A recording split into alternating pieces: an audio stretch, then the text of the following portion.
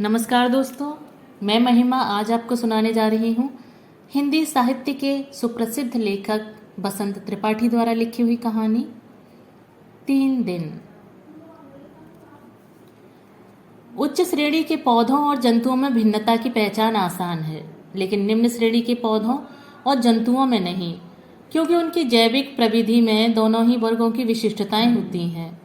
Euglena और बुलबुक्स ऐसे ही निम्न श्रेणी के जीव हैं। उन्हें जंतु विज्ञान और वनस्पति विज्ञान दोनों में ही रखा जा सकता है। प्रोफेसर सिन्हा पिछले 20 वर्षों से पौधों और जंतुओं के मूलभूत अंतर और उनकी जैविक जटिलताओं को अपनी कक्षा में विद्यार्थियों को समझाते रहे हैं और आज भी कल के अपने लेक्चर की तैयारी की कोशिश कर रहे थे। लेकिन आज बुलबुक्स युगलीना फांस की तरह उनके जेहन में कोई बात चुभ गई।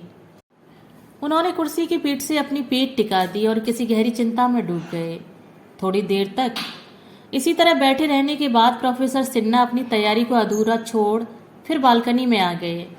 भिखारी अब भी वैसे ही बैठा था, उकड़ू। उसकी नंगी पीठ को दिसंबर का युवा सूरज चमका रहा था। प्रोफेसर की आंखें भिखारी पर टिकी थीं और वे मंत्र की तरह बुदबुदा रहे थे। निम्न श्रेणी के जीव बुलबुक्स और युगलीना। निम्न श्रेणी के जीव बुलबुक्स और युगलीना। अभी 2 घंटे पहले से लेकर गुजरे 30 वर्षों के लंबे अंतराल में प्रोफेसर सिन्हा ने कभी इतनी बेचैनी महसूस नहीं की जितना कि वे अब कर रहे थे। इससे पहले कि मैं आगे का हाल बयान करूं, जरूरी है आप प्रोफेसर सिन्हा से परिचित हो जाएं।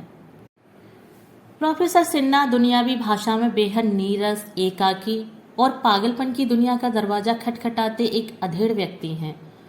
दुनिया उनके लिए अनुपस्थित है और वे दुनिया के लिए। उनके और दुनिया के बीच केवल उनका पेशा और ज़रूरत भर की चीज़ों का रिश्ता है, जिन्हें कॉलेज से लौटते हुए वे किसी भी दुकान से खरीद लिया करते हैं। तेजी से दौड़ रहे महानगर के उस अपार्टमेंट में रहने वालों के लिए प्रोफेसर सिन्हा एक अजीब से व्यक्ति थे। उनके अलावा वहाँ रहने वाले सभी लोग सभ्य, शरीफ और दुनियादार थे। सीढ़ियाँ चढ़ते उतरते जब उनकी नज़रें मिलती तो औपचारिक मुस्कुराहट से एक दूसरे का अभिवादन करते शब्द, लेकिन तब भी खामोश ही रहते। खामोशी उनका धर्म था। हालांकि सभी अपने अपने कामों में कोलाहल के आदी थे, फिर भी प्रोफेसर सिन्हा की चुप्पी उन्हें खलती थी। चुप्पी में भी कुछ अनकहे से शब्द थे। सभी उन शब्दों का इस्तेमाल करते हैं। प्रोफेसर सिन्हा की चुप्पी लेकिन खालिस थी, बिना किसी मिलावट के, शुद्ध और बुझी हुई चुप्पी।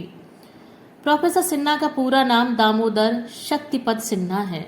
औसत कद के लंबे पतले अधेड़ व्यक्ति, उम्र 56 साल, माथे पर घाव का गहरा निशान, नाक थोड़ी लंबी और नुकीली, लेकिन आंखें बुझ रही सिगड़ी के अधजले कोयले सी। वे इस अपार्टमेंट के सबसे ऊपरी माले में पिछले 17 वर्षों से रह रहे हैं। उन्हें जानने वाले उनके बारे में कुल इतनी ही बातें जानते हैं। इसके अलावा एक और बात कि वे एक निजी कॉलेज में वनस्पति विज्ञान के रीडर और विभागाध्यक्ष हैं और कॉलेज से घर की कुल 3 किलोमीटर की दूरी पैदल ही तय करते हैं। 20वीं शताब्दी के समाप्त होने में अभी 3 साल बाकी थे।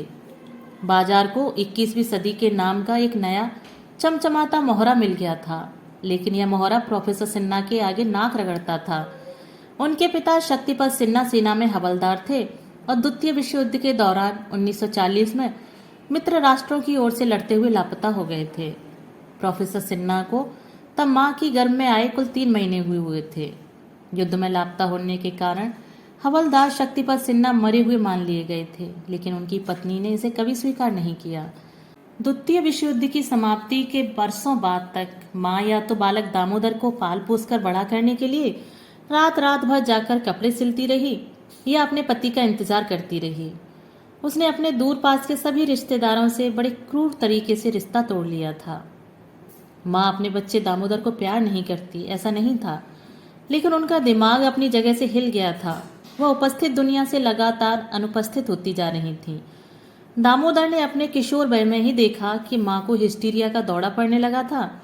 दौरे के क्षणों में माँ बहुत हिंसक हो जाती थी और हिटलर को चुन चुनकर मर्दाना गालियाँ बकती थी। उस समय दामोदर कोने में सहमा खड़ा माँ को एकटक देखता रहता। ऐसे ही दौरे के दौरान माँ ने एक बार पीतल का भारी लोटा उसके सिर पर दे मारा था, जो उनकी निशानी के रूप में प्रोफेसर सिन्हा के माथे पर आज तक है। दौरे के बाद माँ अक्सर बेहोश हो जाती थी। माँ के शांत हो जाने के बाद दामोदर धीरे धीरे उनके पास जाता और मुंह पर पानी के छींटे मारता।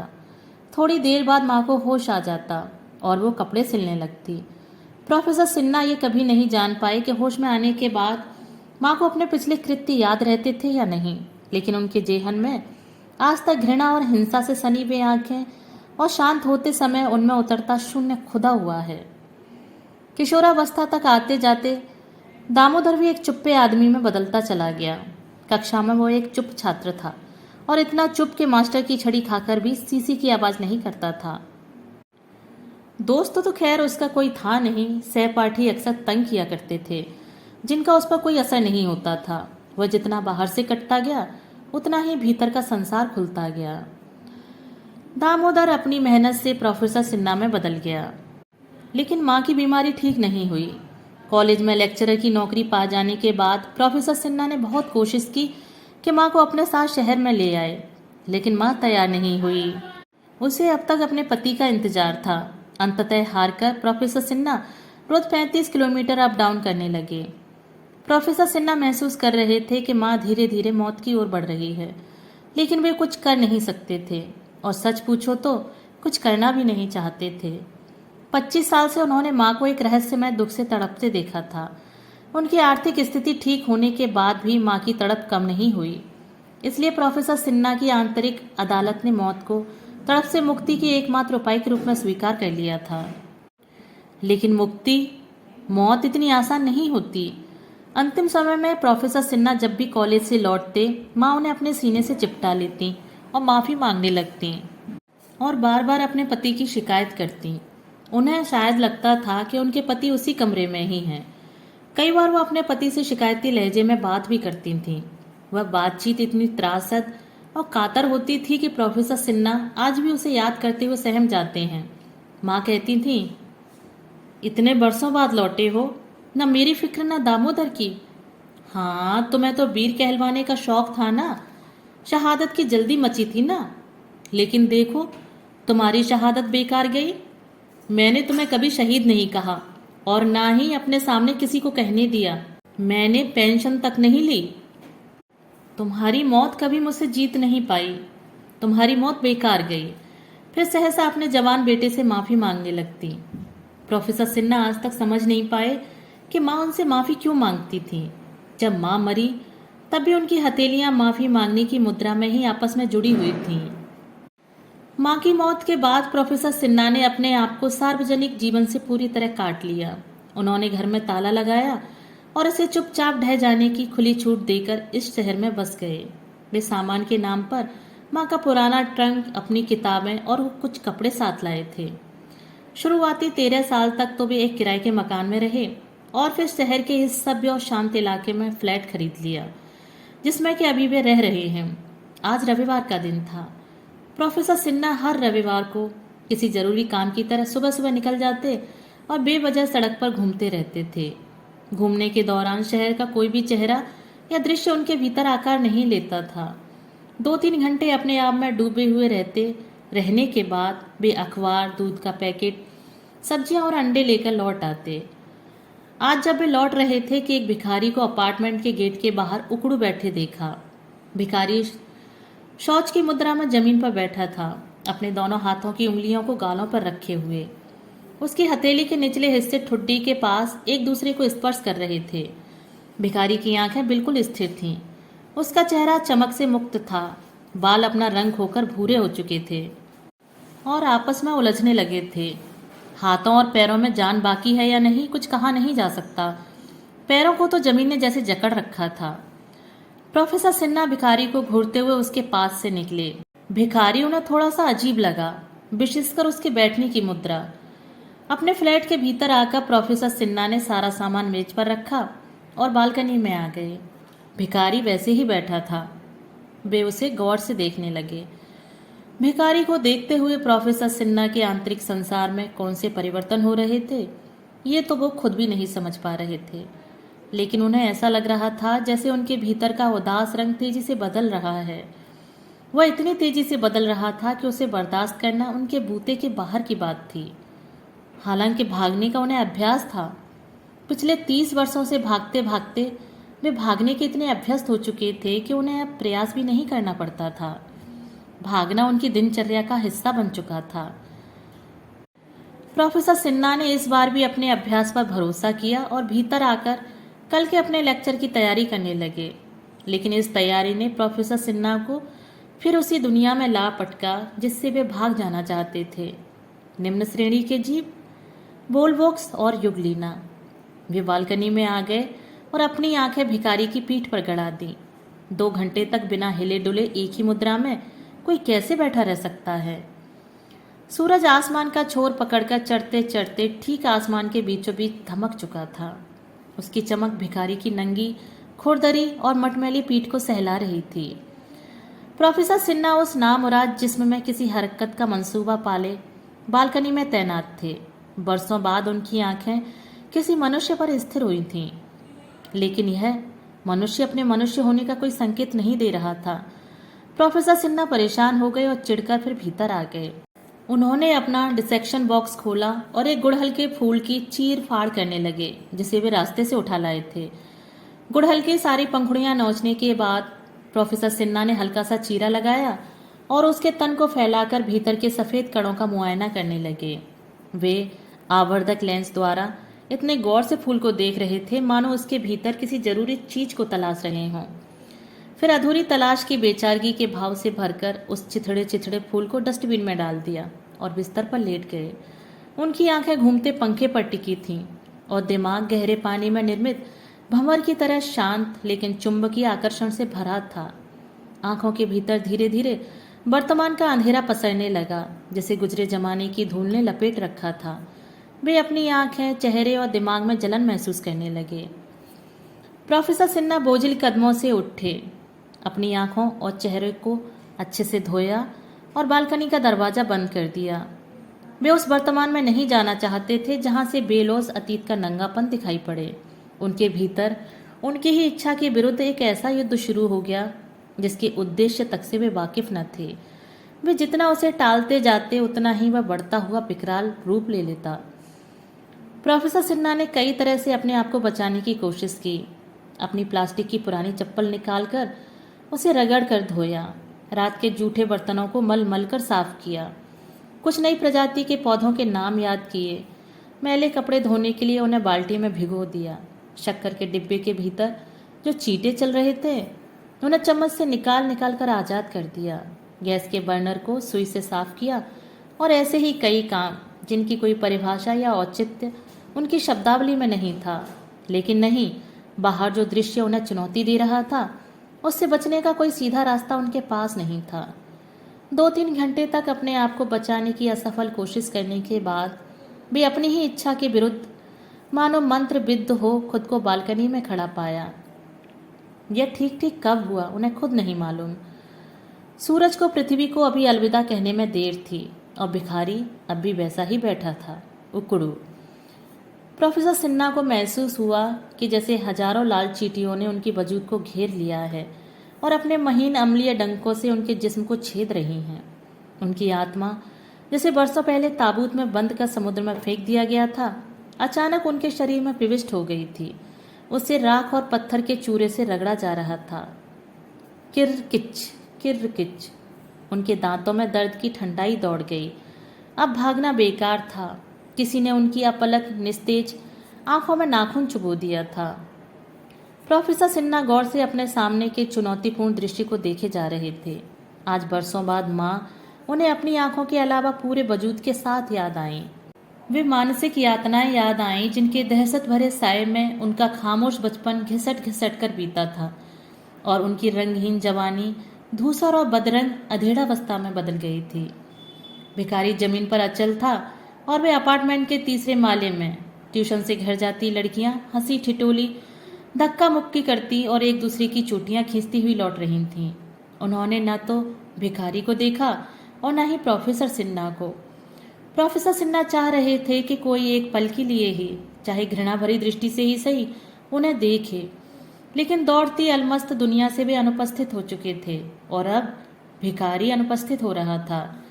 अचानक प्रोफेसर सिन्हा को न मालूम क्या सूझा। वे तेजी से अंदर आए, और डिसेक्शन बॉक्स से ब्लेड निकालकर अपने बाएं हाथ की तर्जनी को हल्के से चीर दिया। खून की एक पतली धार फर्श की ओर दौड़ गई। प्रोफेसर सिन्हा आश्चर्य से अपना खून देखते रहे। मालूम हो रहा था कि उनके खून का रंग लाल नहीं है। उनकी नसों में खून नहीं बल्कि प्रोटोप्लाज्म की ठंडी धार दौड़ रही है। वे आंखें फाड़े फर्श पर फैलते खून को देख रहे थे। उन्होंने अपनी नाड़ी दबाई, दिल पर हाथ रखकर देखा, लेकिन धड़कन का नामो निशान नहीं था। प्रोफेसर सिन्हा ने अपने आप से ही पूछा, क्या मैं इंसान हूँ? उन्होंने अपने प्रश्न का कोई मुकम्मल जवाब मिलते हुए नहीं देखा और हार कर वे पढ़ने की मेज के सामने की कुर्सी में धंस गए। थोड़ी देर बाद उन्होंने अपनी डायरी खोली और तारीख डाली, 17 दिसंबर 1997, और लिखने लगे, मेरी 30 बरस की अघोषित और निरुद्देश्य चुप्पी आज धराशायी हो रही है, बल्कि हो चुकी है। आज ऐसा क्यों लग रहा है कि मेरा पूरा जीवन साइकस के छितरे पत्तों की तरह हो गया है, जिसमें कोमलता का नामो निशान नहीं, और वह भी एक भिखारी के कारण। भिखारी मैंने देखे नहीं है, ये बात नहीं है, लेकिन इसमें कोई ऐसी बात है जिसने झील से मेरे शांत मन में कंकड़ नहीं, एक बड़ा और भारी पत्थर पटक दिया है, और जिसकी छपाक ने मेरे 56 वर्ष की जिंदगी और 50 वर्ष के ठहराव को एक झटके से चकनाचूर कर दिया है। क्या मेरी असाध्य और बेगैरत चुप्पी इस तरह तार तार हो जाएगी? इस भिखारी के चेहरे में आखिर ऐसा क्या है जिससे मैं उबर नहीं पा रहा हूँ, बाहर नहीं निकल पा रहा हूँ? इसके चेहरे में वितृष्णा और व्यवस्था का ऐसा ठहरा सा भाव है जो मुझे बोनसाई पेड़ों में दिखाई पड़ता है। बोनसाई पेड़ों को देखकर मेरे भीतर का एक अव्यक्त क्रोध जागता रहा है। मुझे घृणा होती है उन्हें गमलों में सजाया हुआ देखकर। लगता है किसी वृद्धि चाहने वाले वृक्ष पर मुट्ठी भर धूप और कार्बन डाइऑक्साइड फेंककर उसे जीवित रखा जा रहा है। उसे ना तो मरने दिया जा रहा है और ना ही जीने, केवल अपनी विकृति और कापालिक सौंदर्य वृत्ति की तृप्ति के लिए एक मूक जीव के प्रति इतना बड़ा अनाचार। सचमुच वर्गों और उपवर्गों के खांचे में विभाजित दुनिया में वे लोग आसानी से खप सकते हैं जो या तो समर्थ हैं या समर्थ होने की संभावनाओं से भरे हैं। निम्न श्रेणी के जीव तो यदि मेरे पिता नाजी सैनिकों द्वारा कैद कर लिए होंगे तो मृत्यु पर्यंत इसी तरह का जीवन जीते रहे होंगे। पिता लिखने के बाद प्रोफेसर सिन्हा बहुत देर तक उनका चेहरा याद करने की कोशिश करते रहे। पिता को उन्होंने बहुत बचपन में एक पुरानी तस्वीर में देखा था। माँ उस तस्वीर को थामे शून्य में निहारती रहती थी। भरसक कोशिश के बाद भी जब उन्हें पिता का चेहरा याद नहीं आया तो वे उठे। उन्होंने पलंग के नीचे से माँ के काले ट्रंक को खींचकर बाहर निकाला और उसे खोला। माँ की मौत के 30 बरस बाद आज पहली बार प्रोफेसर सिन्हा उनका ट्रंक खोल रहे थे। ट्रंक के कब्जे कुछ ऐसे जम चुके थे कि जब उसे खोला गया तो उसमें से चू चू की आवाज़ आई। प्रोफेसर सिन्हा को लगा कि यह माँ के रोने की आवाज़ है। वे कल्पना करने लगे कि रोते समय माँ का चेहरा कैसा दिखता। अपनी कल्पना में उन्हें अव्यक्त आनंद मिला, क्योंकि उनके भीतर माँ के दो ही चेहरे थे, शून्य को ताकता हुआ खामोश चेहरा या फिर घृणा और पागलपन से भरा हिंसक चेहरा। और आज उन्होंने माँ का तीसरा चेहरा तलाश लिया था, रोता बिलखता आंसू टपकाता चेहरा। प्रोफेसर सिन्हा को अपनी यह उपलब्धि फादर ऑफ बॉटनी थियोफ्रेट से भी अधिक महत्वपूर्ण लगी, जिन्होंने 500 वनस्पतियों की सूची बनाकर वनस्पति विज्ञान की नींव डाली थी। ट्रंक के भीतर कांच की कुछ चूड़ियाँ थीं, एक बंद गले का कोट था जिसकी सीवन कोहनी के पास उधड़ी हुई थी, और ऐसी ही कई अपरिभाषित चीज़ें जो अपनी वस्तुगत भौतिक सच्चाई से जुदा होकर ट्रंक में बंद थीं। उनकी परिभाषाएं माँ की देह के साथ भस्म हो चुकी थीं। ट्रंक के ढक्कन में एक लोहे का पॉकेट था जिसमें एक ब्लैक एंड व्हाइट तस्वीर रखी थी। तस्वीर में कई जगह लोहे की कत्थई फैल चुकी थी। उसकी चमक धुंधली पड़ गई थी। मालूम पड़ता था उसे कई बार चूमा गया है और वह कई कई बार आंसुओं से भीग चुकी है। प्रोफेसर सिन्हा तस्वीर को हाथों में लिए उसे गौर से देखते रहे। तस्वीर में कोई मुकम्मल चेहरा उभर नहीं रहा था, सो वे उपलब्ध अंगों के आधार पर अपनी कल्पना से एक चेहरा बनाने लगे। उन्होंने जो चेहरा बनाया था वह उनसे अपने चेहरे से हूबहू मिलता था। उन्होंने एक अलग चेहरे की कल्पना की कई कोशिशें की, लेकिन घूम फिरकर वे अपने ही चेहरे पर पहुंच जाते। फिर ये दोनों ही चेहरे अपार्टमेंट के बाहर बैठे भिखारी से मिलने लगते और अचानक लगता कि दरअसल वे सभी बोनसाई हैं, जीवित, लेकिन जीवन से कोसों दूर। और माँ अपने दोनों हाथ जोड़े उनसे माफ़ी मांग रही है और अपने गर्म आंसुओं से उन्हें सींच रही है। माँ कोशिश कर रही है कि वे बढ़ें, लेकिन कोई अदृश्य हाथ उनकी जड़ें कतर जाता है। मुंह अंधेरे, चुपचाप। और यह क्या, माँ भी बोनसाई में बदल गई। प्रोफेसर सिन्हा मेज पर लौटे और अपनी डायरी में जो कुछ लिखा था उस पर एक खड़ी लकीर खींच दी। माँ के मरने के बाद प्रोफेसर सिन्हा पिछले 30 वर्षों से बिना नागा डायरी लिखते रहे हैं। और लिखना भी कैसा। वे डायरी खोलते, उसमें तारीख डालते और एक आध घंटा चुपचाप निहारने के बाद पन्ने पर एक खड़ी लकीर खींच देते। बीच में 4-5 मौके ही ऐसे आए थे जब उन्होंने डायरी के पन्ने पर कुछ लिखा था। अंतिम बार लगभग 3 साल पहले उन्होंने पन्ने पर एक शब्द लिखा था, मैं, और फिर उस पर कलम चला दी थी। यह प्रोफेसर सिन्हा की शब्दों से एक खामोश बगावत थी, एक ऐसी बगावत जो इतिहास, वर्तमान या भविष्य के पन्नों पर कभी दर्ज न हो सकेगी। डायरी के सफ़ेद पन्ने पर कलम चलाते हुए प्रोफेसर सिन्हा के चेहरे पर वही भाव रहता था जो किसी मुजरिम को सजाए मौत का फैसला सुनाते वक्त जज के चेहरे पर रहता है। प्रोफेसर सिन्हा अपने बीते दिन को रद्द करते हुए संतोष और दर्द के चक्रव्यूह में फंस जाते थे। 30 बरस बाद आज ऐसा पहली बार हुआ है कि पन्ने पर खड़ी लकीर खींचने के बाद वे पलंग पर लेट नहीं गए, बल्कि कुछ सोचकर नए पन्ने पर फिर आज की तारीख डाली और लिखने लगे। आखिरकार मैं वनस्पति विज्ञान की ओर क्यों चला आया? क्या मेरे भीतर इस ओर आने की कुछ खास व्यवस्थाएं थीं? मैं वनस्पति विज्ञान की दुनिया में शामिल चीनी अनचीनी वस्तुओं में आखिर क्या तलाशता रहा हूँ? क्या मुझे कभी अपने आप से ही यह अपेक्षा रही है कि मैं किसी ऐसी नायाब वनस्पति या सिद्धांत की तलाश कर लूँगा कि दुनिया मुझे मेरी उपलब्धियों के कारण याद रखेगी? नहीं, यकीनन नहीं। महज उपलब्धियों के कारण मैं अपने निःशब्द अकेलेपन में सार्वजनिक जीवन की दहलीज पर खींच लाया जाऊं, यह तो कल्पना में भी असंभव है। मैं अपने अकेलेपन को नोबेल पुरस्कार की शर्त पर भी नहीं खोना चाहता। फिर इस ओर आने की कौन सी वजह थी? पेड़ पौधे मेरे अकेलेपन के साथ ही रहे हैं, लेकिन मैंने उन्हें गमलों में कभी नहीं लगाया। मैं दूर खड़ा उन्हें निहारता रहा हूँ, बंद कमरे में बैठा उनके बारे में सोचता रहा हूँ। मुझे हमेशा लगता रहा है कि उनका जीवन इस दुनिया के समस्त जीवों से अधिक उपेक्षित और उन्मुक्त रहा है। किशोर वय से ही पेड़ पौधों और मेरे बीच एक ऐसा शब्दहीन संवाद बन गया कि मुझे शब्दों से नफरत हो गई। शोर से घृणा लाजमी है, लेकिन शब्द से घृणा, और यह भी कितनी विचित्र, कितनी विरोधाभासी मन स्थितियों का जटिल घालमेल है कि शब्दों के प्रति अपनी घृणा को मैं शब्दों में ही व्यक्त कर रहा हूँ। दरअसल शब्द का तात्पर्य मेरे लिए उनकी उच्चारित ध्वनियों से है।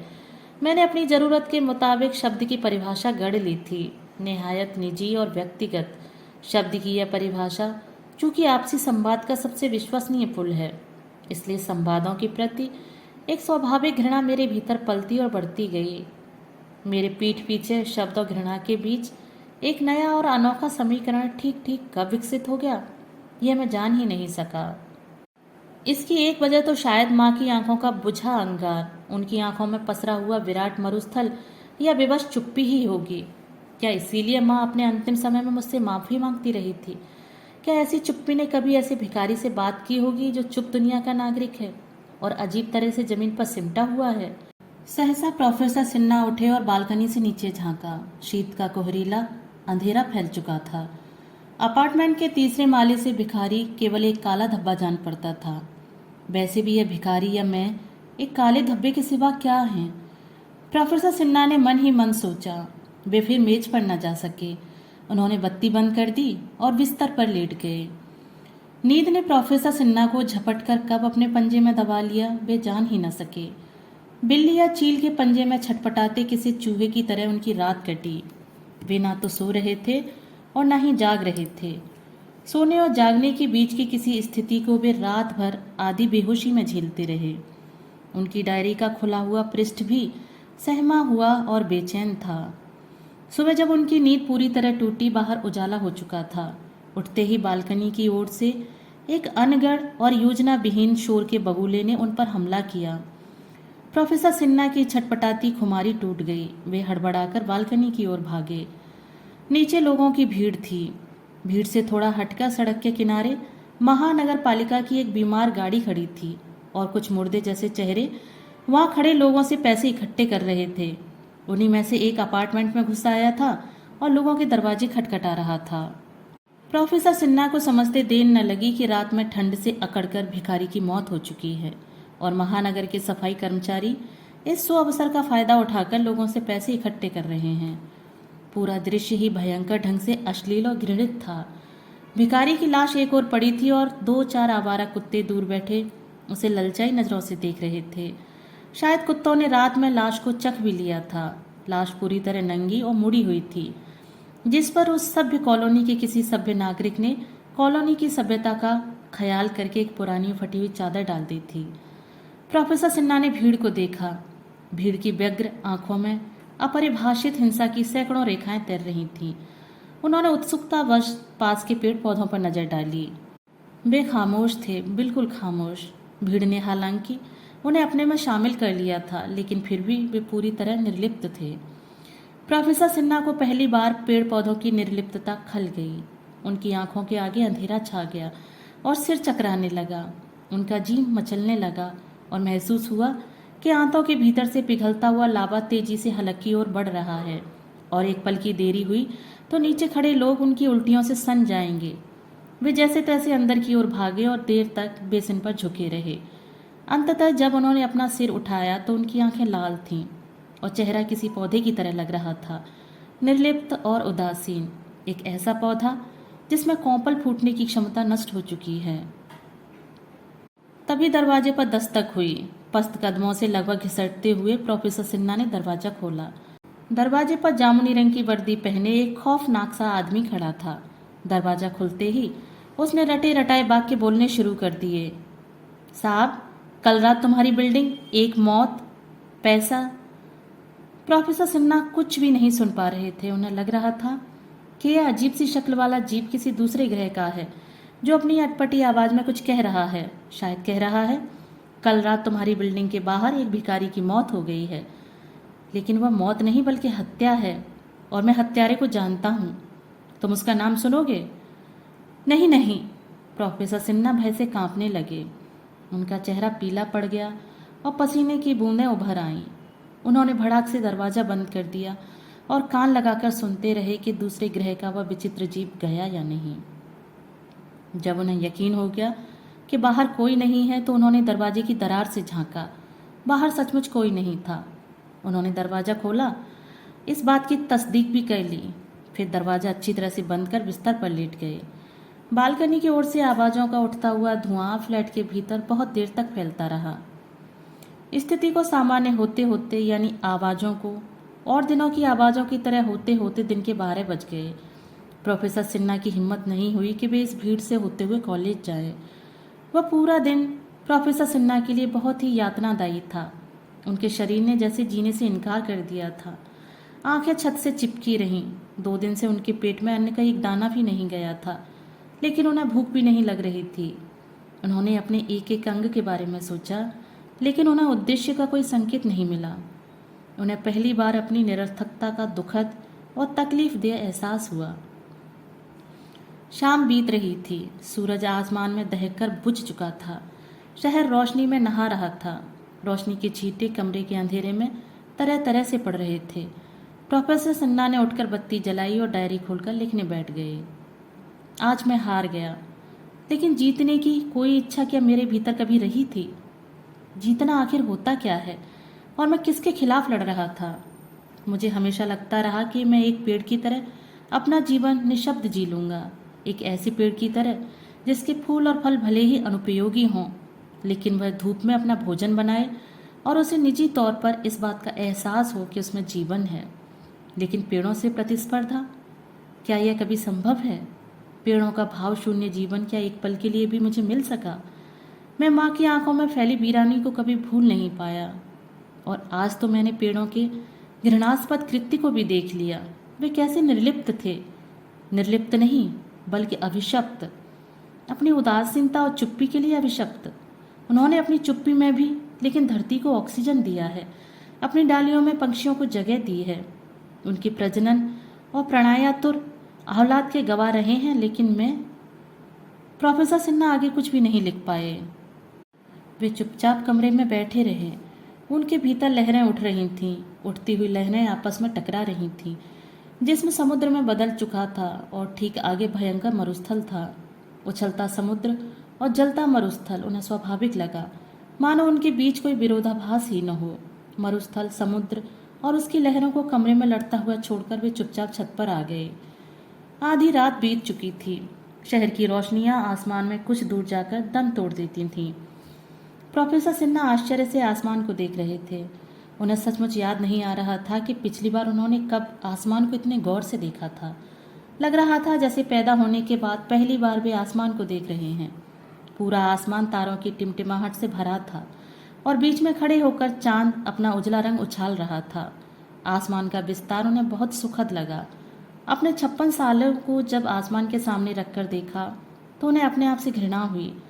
वे दुनिया की किसी बिल में अपने 56 सालों को छुपा देना चाहते थे, लेकिन काश कि वे ऐसा कर पाते।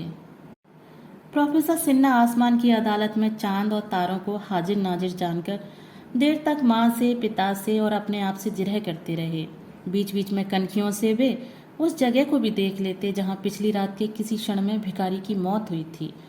उन्हें महसूस हुआ कि वहाँ अभी भी दो थिर आंखें हैं जो उन्हें घूर रही हैं। उधर जिरह समाप्त हो चुकी थी, फैसले की घड़ी आ चुकी थी। प्रोफेसर सिन्हा अपने आप को कमजोर दलीलों के लिए कोस रहे थे। उन्हें इस बात का अफसोस था कि कितने कम शब्दों के साथ उन्होंने अपना जीवन गुजार दिया। प्रोफेसर सिन्हा लौट आए, लेकिन आसमान को तो अपना फैसला सुनाना था और उसने अपना फैसला सुना दिया। प्रोफेसर सिन्हा ने लौटते हुए ही सिर झुकाकर फैसला स्वीकार किया और अपने फ्लैट के अंदर आकर दरवाजा बंद कर लिया। उस दिन आधी रात को प्रोफेसर सिन्हा ने पूरे मनोयोग से खाना बनाया। भात, दाल, सब्जी, अचार और पापड़ भी थाली में रखा और भरपेट खाना खाकर सो गए। उस रात वे इत्मीनान से सोए। प्रोफेसर सिन्हा देर से सोए थे, लेकिन सुबह बिल्कुल तरोताजा उठे। नित्य कर्मों से निवृत्त होकर चाय का एक भरपूर कप पिया और तैयार होकर कॉलेज निकल गए। प्रोफेसर सिन्हा आज लोगों को और दिनों की अपेक्षा कुछ अलग से लग रहे थे।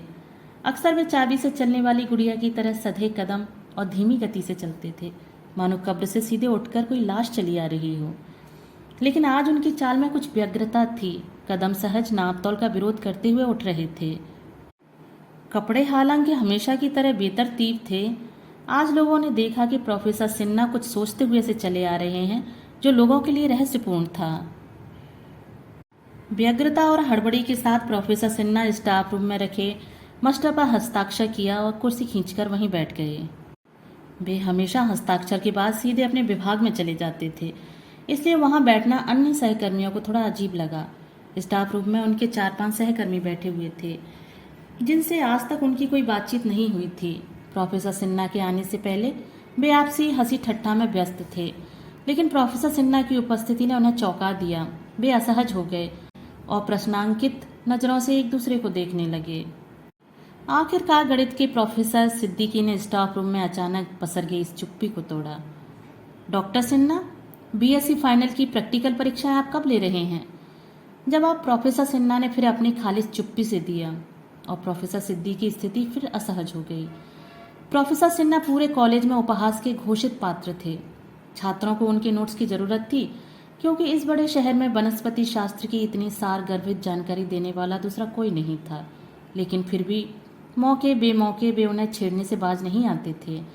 अपने सहकर्मी प्राध्यापकों और प्रयोगशाला में काम करने वाले कर्मचारियों के लिए खैर वे पागल और औघड़ तो थे ही, केवल प्रोफेसर सिद्दीकी ही एकमात्र ऐसे व्यक्ति थे जिन्हें उनका वेल विशर माना जाता था। हालांकि प्रोफेसर सिन्हा ने आज तक उनसे भी कोई बातचीत न की थी, इसलिए प्रोफेसर सिद्दीकी भी कॉलेज में पाव भर पागल तो मान ही लिए गए थे।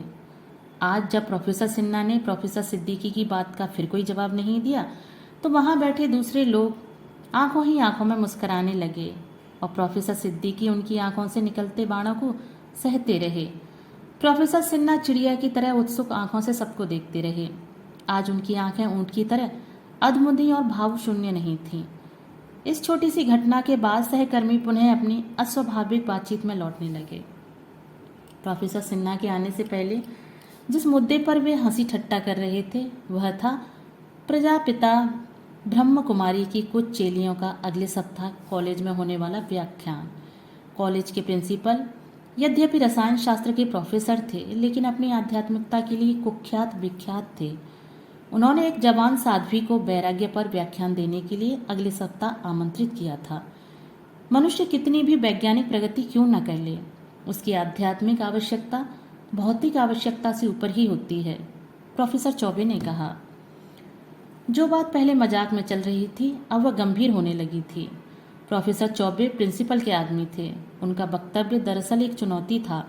उन्होंने विजयी मुस्कान से लोगों को देखा। उनकी आंखें जैसे चुनौती दे रही थीं कि है कोई माई का लाल यहाँ जो प्रिंसिपल के खिलाफ जा सकता है। आध्यात्मिक जरूरत ही सब कुछ है, तो आप जनाब बौद्धिक सिद्धांत के मसलों को समझाने में अपनी जिंदगी क्यों जाया करते हैं? क्यों नहीं लोगों को तंत्र मंत्र और प्रार्थना की नई नई तरकीबें सिखाते? रहा सवाल नोट्स का, तो वो बाजार में मिल ही जाता है, और हम सब बाजार में ही तो बैठे हैं, बड़े बड़े बैनर और पोस्टर लगाकर अपना अपना माल बेचने के लिए। प्रोफेसर सिद्दीकी तिलमिलाए हुए तो थे ही। उन्होंने बहुत खींच के साथ अपनी बात रखी और उनका सीधा इशारा प्रोफेसर चौबे के प्राइवेट ट्यूशन की ओर था। जिंदगी की जरूरत पूरी करते हुए आप लोग भूले रहते हैं कि यह भौतिक जरूरत है कि आध्यात्मिक, और बात जब फलसफे की आती है तो शातिराना तरीके से आध्यात्मिकता के पिछवाड़े खड़े हो जाते हैं। दरअसल आप लोगों का पूरा जोर पिछाड़ी कल्चर पर है। प्रोफेसर सिद्दीकी के आप लोगों का सीधा इशारा प्रिंसिपल साहब और उसके चमचों की ओर था। उन्होंने पिछाड़ी कल्चर कुछ ऐसे अंदाज में कहा था कि स्टाफ रूम में बैठे सभी लोग हंसने लगे। प्रोफेसर चौबे को ऐसे पलटवार की उम्मीद न थी। वे तिलमिला गए। ठीक उसी समय स्टाफ रूम में बैठे लोगों ने देखा कि प्रोफेसर सिन्हा के चेहरे पर मुस्कुराहट की एक पतली रेखा खेल रही है, जो किसी आश्चर्य से कम न थी। उन्हें मुस्कुराते देखकर प्रोफेसर सिद्दीकी का हौसला बढ़ गया और उन्होंने पूछा, क्यों डॉक्टर सिन्हा, इस बारे में आपकी क्या राय है? जवाब में प्रोफेसर सिन्हा ने हूं कहकर सिर हिलाया और उनके सहकर्मियों ने पहली बार क्लासरूम के बाहर उनकी आवाज़ सुनी। तभी पीरियड की घंटी बजी और सभी अपने अपने लेक्चर के लिए चले गए। प्रोफेसर सिन्हा भी चुपचाप उठे और अपने विभाग से चौक, डस्टर, रोल कॉल और किताब लेकर क्लासरूम की ओर चल पड़े। क्लासरूम में घुसते ही हमेशा की तरह उन्होंने पंखे बंद किए, दरवाजे पर कुंडी चढ़ाई, इशारे से खिड़कियों को बंद करने का निर्देश दिया और कुर्सी खींचकर चुपचाप बैठ गए। कोई आधे मिनट तक किसी तरह बैठे रहने के बाद उन्होंने अपना रोल कॉल खोला और अटेंडेंस लेने लगे। 221, 22, 23। अटेंडेंस लेने के बाद उन्होंने किताब खोली और आज का विषय ढूंढने लगे। फिर अचानक जैसे उन्हें कोई बात याद आ गई। उन्होंने किताब बंद की, ब्लैक बोर्ड में बनाई गई उल्टी सीधी तस्वीरों और लिखे वाक्यों को मिटाया और फिर साफ ब्लैक बोर्ड पर आज का विषय लिखा, इकोलॉजी। उसके नीचे कोष्ठक में लिखा, पारिस्थितिकी। वनस्पति विज्ञान में रुचि रखने वाले छात्रों के लिए प्रोफेसर सिन्हा के लेक्चर बेहद लोकप्रिय थे। इसका एक कारण तो उनकी भाषा थी, व्यग्रता और हड़बड़ी से अलग। उनकी संयत भाषा एक झील की तरह शांत और मध्यम थी। क्लास में उन्हें बोलते हुए सुनना विषय में बहने के समान था।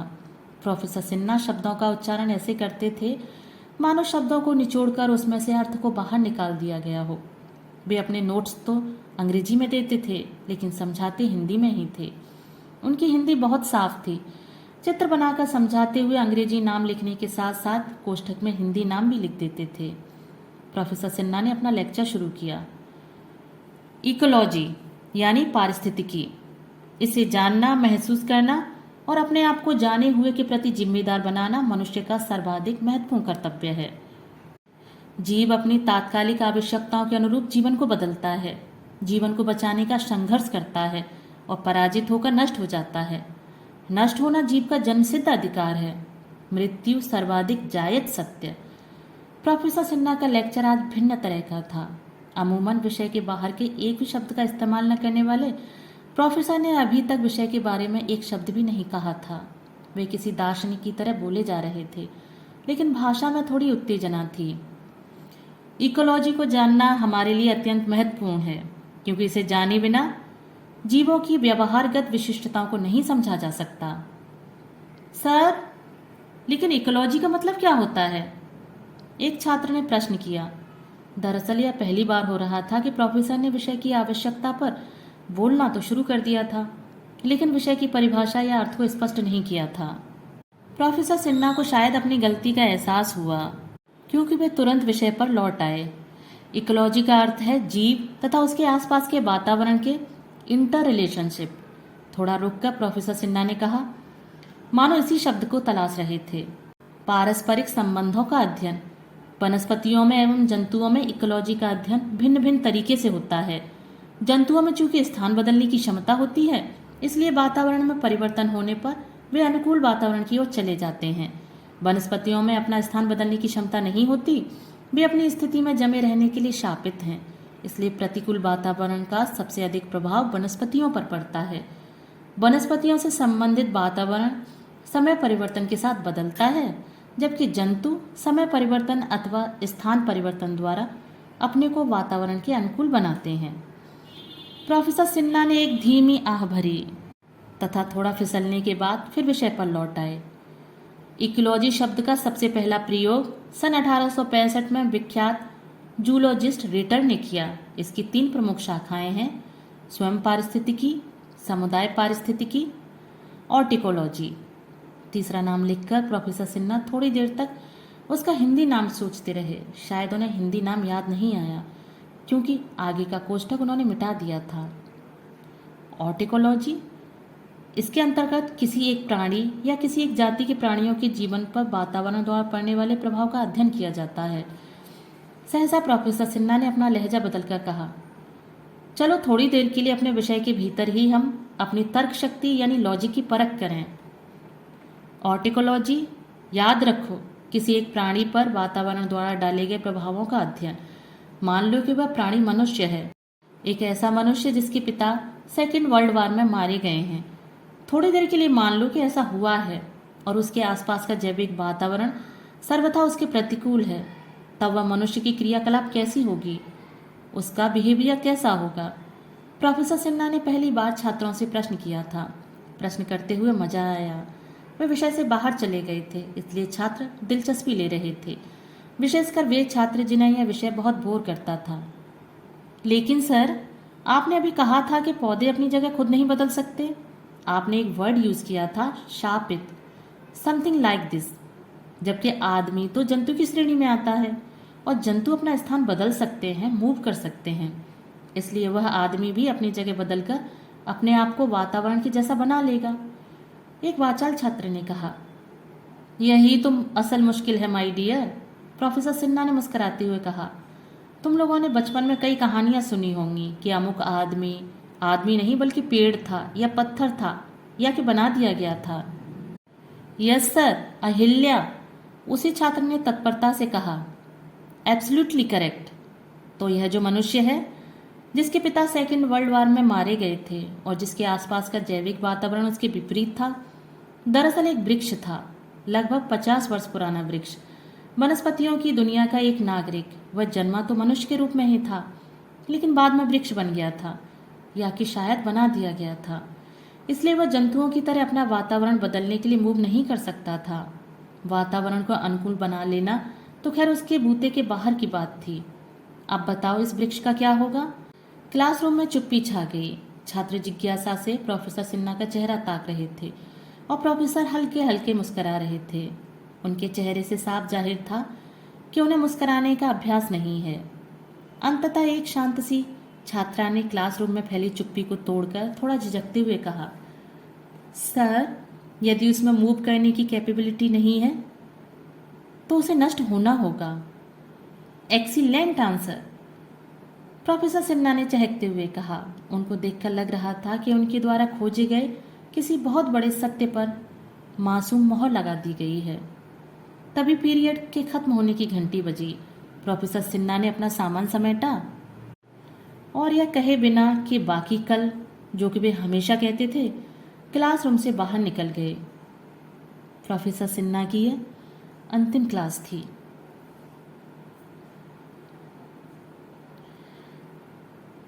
दोस्तों, अभी आप सुन रहे थे बसंत त्रिपाठी द्वारा लिखी हुई कहानी 3 दिन।